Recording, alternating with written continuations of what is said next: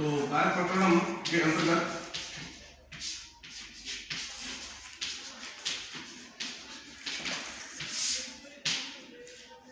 प्रिय विद्यार्थियों,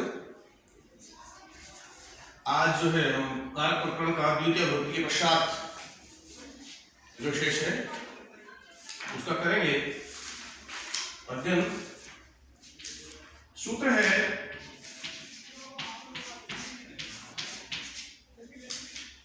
साधकतमं करणम्।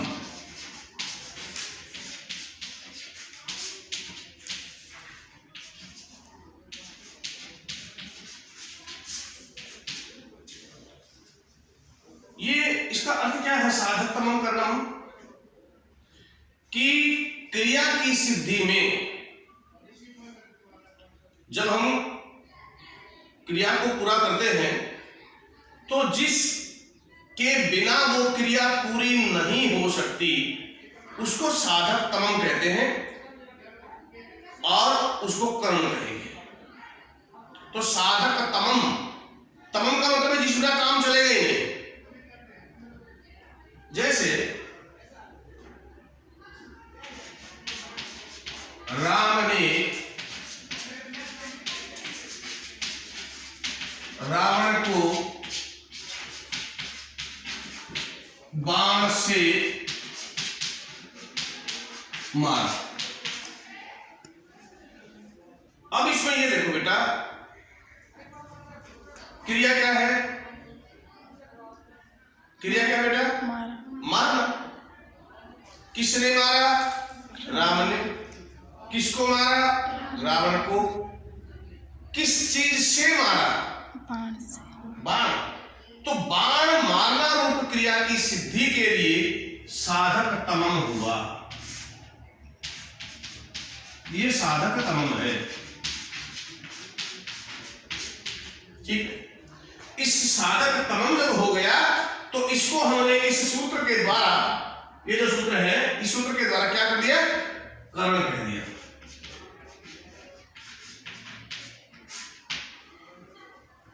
ये कर्ण की परिभाषा है बेटा। कर्ण किसको कहेंगे? क्रिया की सिद्धि जिसके बिना नहीं हो सकती। अब राम ने रावण को एक सेकंड मार क्रिया को पूरा करने के लिए, ठीक है राम ने तो मारा, लेकिन बाण के बिना थोड़ी हो सकता है। तो अतः क्योंकि बाण उस मारना रूप क्रिया के लिए साधकतमं है, अतः इसको हम इस सूत्र के द्वारा क्या संज्ञा दे देंगे? कर्ण की संज्ञा दे देंगे। ये कर्ण है, ये आपको समझ लेना चाहिए। ठीक है बेटा, समझ आ गया? उसके पश्चात जो दूसरा सूत्र आगे है, स्वतंत्रः कर्ता।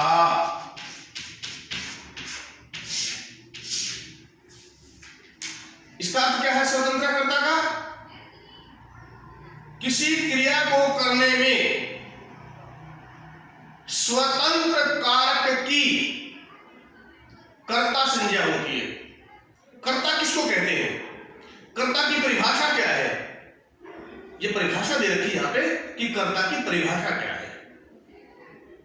क्या हुआ? क्रिया की सिद्धि में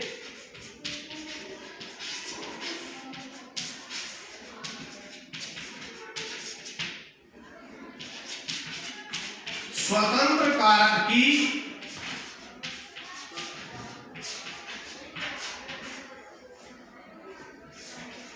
कर्ता संज्ञा होती है।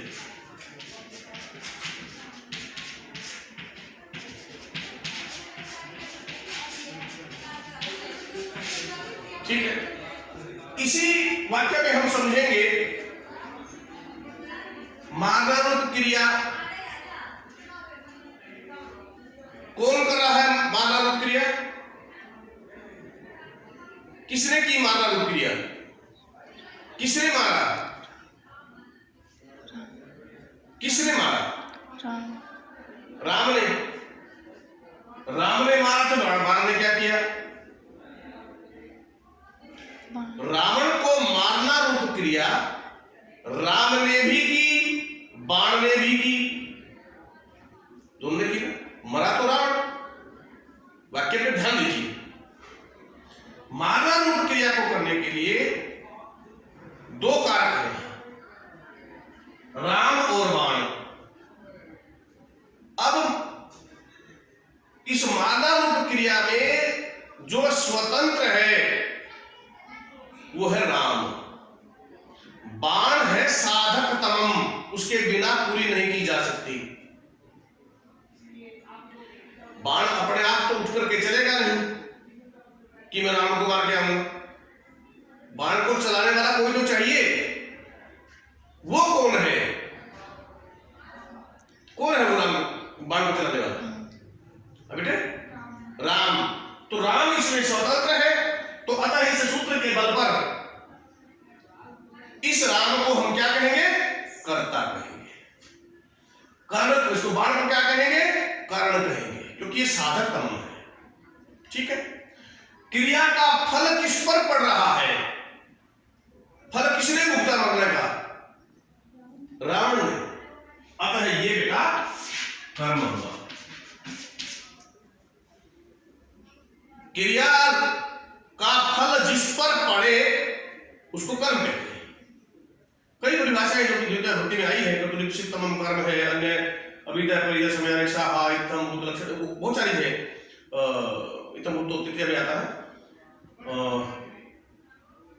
अभिधा परिया समयानेक्षा ये भी था, और इत्थम च जो 16 धातुएं होती हैं, दूरी आज पक्षतम इत्यादि, उन सब के योग में द्वितीय भक्ति का प्रयोग किया जाता है। वो द्वितीय में हम पढ़ चुके हैं। तो अब यहाँ पे हम तृतीय की बात कर रहे हैं। तो तृतीय में हमें कर्ण को देख लिया।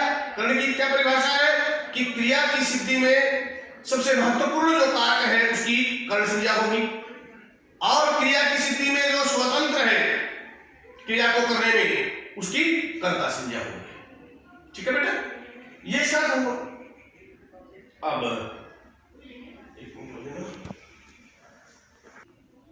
सूत्र है बेटा कर्तरी कर्णयोस् तृतीया।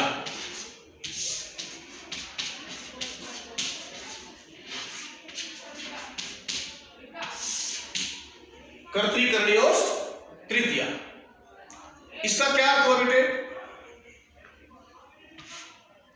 अनुक्त कर्ता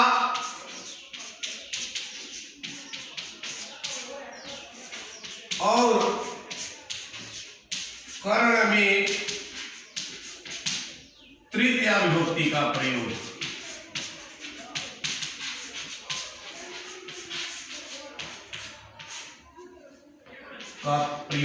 किया जाएगा।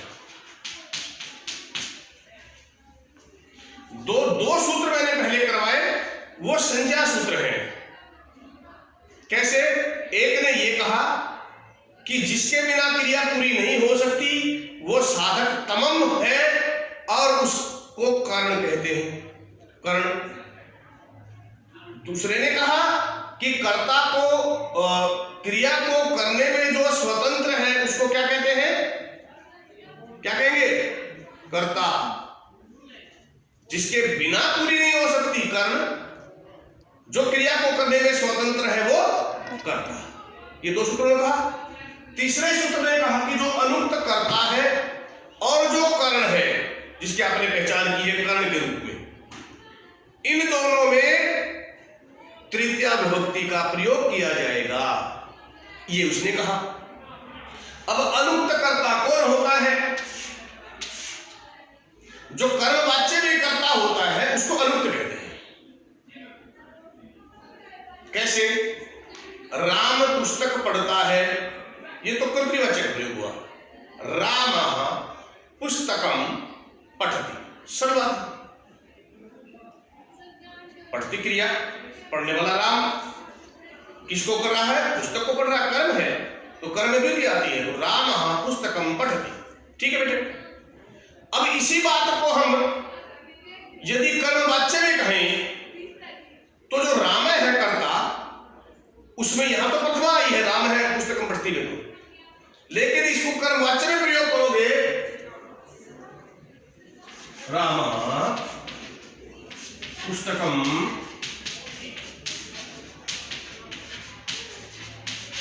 पठति, पठति क्रिया पढ़ी पुस्तक जा रही है, कर्म है, पढ़ने वाला राम है, करता है, ये कर्तृवाचक का प्रयोग है। एक्टिवाइज पैसिवाइज होते हैं ना, तो ये एक्टिवाइज है। ठीक है बेटे, राम रीड अ बुक होता है, और पैसिवाइज में क्या कहेंगे? राम रीड अ बुक को a book is read by Ram, ये होता है प्रयोग, परिवर्तन होगा ना। राम पुस्तकम पठति, ये कर्तृवाच्य है, राम पुस्तक पढ़ता है, एक राम के द्वारा पुस्तक पढ़ी जाती है। यदि ऐसा कहें तो क्या होगा? फिर यहां पे कर्ता में इस सूत्र के अनुसार ये अनुक्त कर्ता हो जाएगा, ये कर्ता अनुक्त हो जाएगा, और इसमें तृतीया का प्रयोग होकर के रामेण पुस्तकम, जो द्वितीय है प्रथमा आ जाएगी। यहां पे कर्म में प्रथमा होगी, क्योंकि पुस्तकम का तो कर्ता में भी पुस्तक ही होता है और कर्म में भी पुस्तक ही होता है, एक वचन में। तो रामेण पुस्तकम पठ्यते। अब ये जो पठ्यते आ रहे पुस्तकम क्यों सारा आया, समझे बेटे? रामेण, राम के अनुसार पठ्यते नहीं है, पुस्तकम के अनुसार है। क्या पढ़ी जा रही है? पुस्तक। किसके द्वारा? राम के द्वारा। तृतीया ये हुआ कर्तरी करने और तृतीया में जो एक अंश है इसका, ये कर्तरी का, ये इसकी परिभाषा मैंने आपको दी है कि इसमें तृतीया का प्रयोग कैसे किया जाता है। अब रही कर्ण की बात। राम ने रावण को बाण से मारा। अब यहां पे क्योंकि मारना रूप क्रिया में साधकतम बाण है, अतः बाण में कौन सी विधि आ जाएगी? तृतीया आ जाएगी सूत्र के द्वारा। तो बाण से तृतीया के वचन में क्या बनेगा बेटे? बाणेन रामः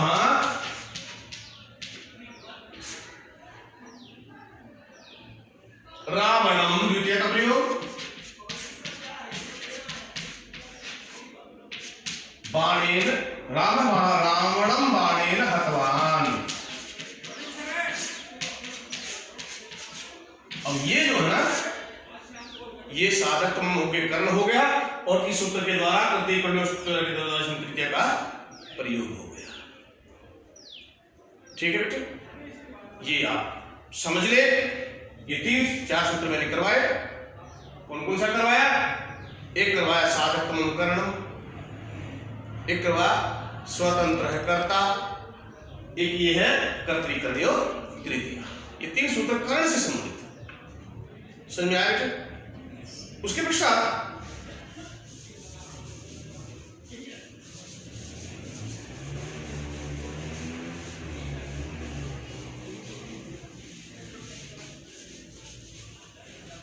मुख्य तो यही है आपके पाठ्यक्रम में, मैं 2-4 और भी बता देता हूं।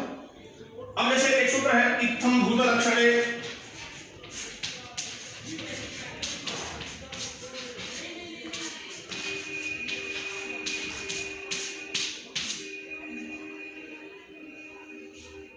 इत्थम भूत माने इस प्रकार से। कोई लक्षणवाची शब्द हो ना, लक्षणवाची, उसमें कहता है तृतीया का प्रयोग कर दीजिए कर्ण करके। लक्षणवाची कैसे बेटा? कोई बच्चा जा रहा है सामान्य, हमें नहीं पता कौन है, उसके हाथ में पुस्तकें हैं, पुस्तक लेके जा रहा है। हम क्या कहते थे कई बार जब विचार करते हैं, विमर्श करते हैं, 2-4 बैठे हुए हैं, हम क्या कहेंगे कि पुस्तकों से लगता है विद्यार्थी है। तो विद्यार्थी लगने का कारण कौन है? पुस्तक। क्यों कह रहे हैं कि विद्यार्थी है? क्योंकि हाथ में पुस्तकें हैं। इससे हम यह मान रहे हैं कि विद्यार्थी है। तो अतः इस सूत्र के द्वारा उस पुस्तक में क्या करेंगे? तृतीया का प्रयोग कर देंगे, कर्ण करके उसको कर्ण मानेंगे। और क्या हो जाएगा? पुस्तकई, पुस्तक से बेटा तृतीया के बहुवचन में, ये पुस्तक यानी 5 पुस्तकें होंगी हाथ में उसके, तो पुस्तकई किम प्रतीयते? छात्रः प्रतीयते। ये जो प्रतीत होने का कारण है, छात्र प्रतीत होने का कारण कौन बना? पुस्तक बनी, इसलिए इसमें कर्ण करके तृतीया का प्रयोग किया गया। ठीक है बेटे, ये हुआ। ऐसे ही अगला जो सूत्र है, एक सूत्र आता है ये नांग विकारः, ये नांग विकारः, ये नांग विकार मतलब ये नांगेन विकारः प्रतीयते तस्मिन् अंगे तृतीया स्यात्। भाई टांग से लंगड़ा है, विकार हो जाता है शरीर में, किसी के भी हो सकता है। तो जिस अंग, जो अंग ये बताता है कि इसमें विकार है, उस अंग के वाची प्रातिपदिक में तृतीया का प्रयोग किया जाएगा। विकार को बताने वाले अंग में तृतीया का प्रयोग किया जाएगा। अब पैर से लंगड़ा है, विकार क्या है? विकार लंगड़ा। किससे पता लगा कि लंगड़ा है? कौन सा अंग है? पैर। पैर। इस पैर में तृतीया का प्रयोग होगा। अतः पादेन, पादन पैर, पादेन किम खंजः,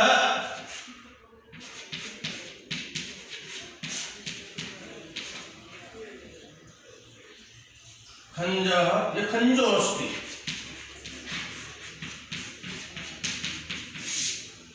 पैर से लगना, पादेन खंजोस्ति। अब कोई सिर के ऊपर बाल नहीं है किसी के, उसको क्या कहते हैं? बोल बेटे, गंजा। गंजा कहते हैं। तो विकार हुआ ना गंजा, तो गंजा तो हो गया विकार। और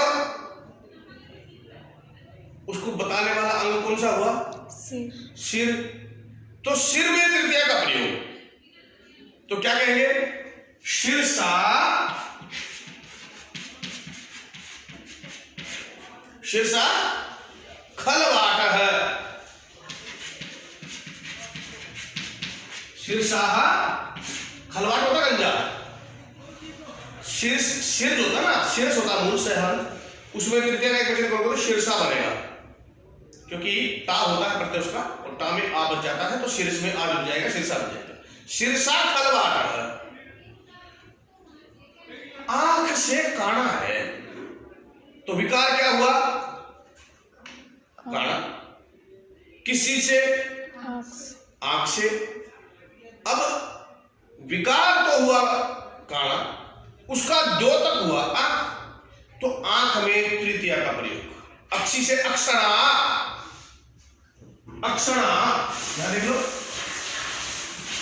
अक्षी से बेटा तृतीया का प्रयोग करोगे ना तो अक्षणा बनेगा, अक्षणा काना, ये प्रयोग होता है। समझे कुछ? तो सारांश में बहुत सारा, यद्यपि बहुत सारा जो कर्ण कारक है और भी सूत्र है, लेकिन जो आपके पाठ्यक्रम में लघु सिद्धांत कुंडी के अनुसार निर्धारित कर रखे हैं वो 2-3 ही सूत्र हैं, लेकिन मैंने 2-4 सूत्रों को और अधिक से आपको बताया है और समझा के दिया है। Yes sir. ठीक है बेटे।